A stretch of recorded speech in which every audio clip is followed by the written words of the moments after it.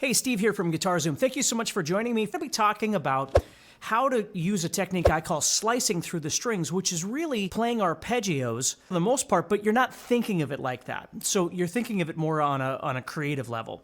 So basically, let's say we were going to be in E minor. Okay, so instead of just thinking about playing, across the fretboard, whichever scales you're using, think more about slicing across the strings doing something like this. Let's say we're talking about slicing across the strings moving this direction. So I might do something where I go like this.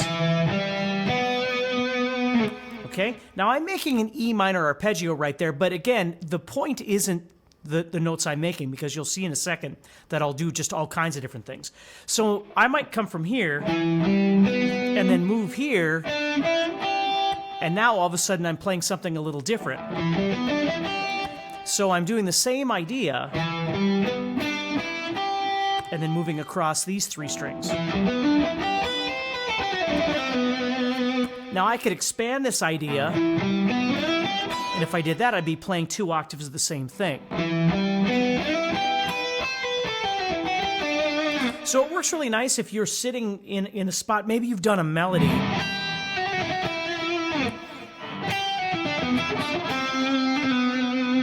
and then you need something that has some motion.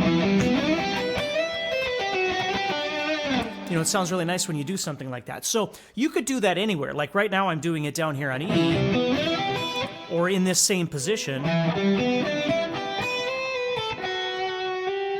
But I could do that, maybe I move up to A, and I could do the same idea. Or maybe I move into a different position. Let's say I move to the 10th fret here and I play.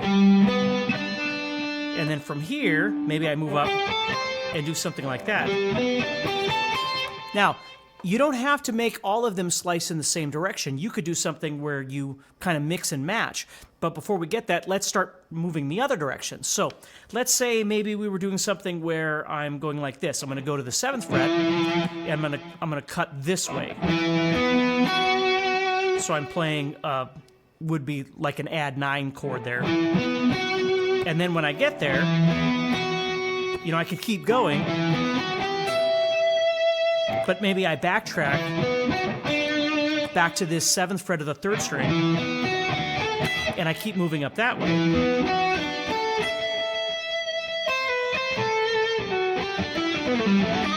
I could do something like that. And again, you could do this anywhere. So sometimes what I'll do is when I'm doing this sort of thing, I don't just force myself to think I can only play one note on a string or something like that.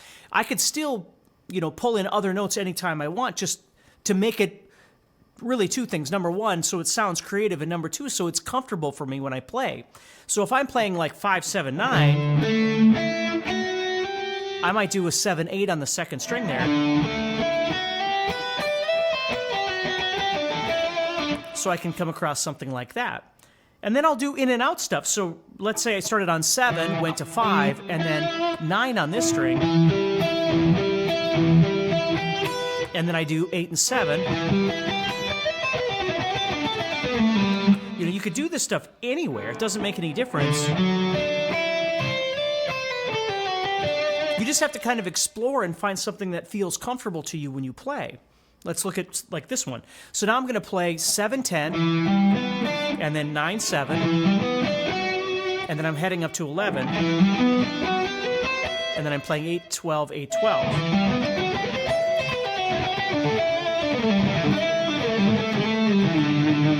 You see, so there's lots of really neat ways that you can get creative across the fretboard as opposed to just thinking about playing a scale, which there's nothing wrong with that either. But this way it brings you out of that. So if you're doing something typical, you can always drop in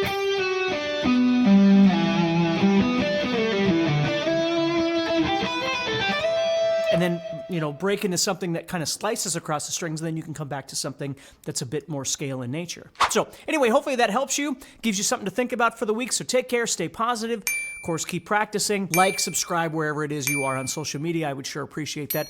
And of course, check out guitarzoom.com. We have an all-access membership that really is awesome. And if you're looking for more information and more education from me, I would sure appreciate you looking at that. So take care, and I'll talk to you soon.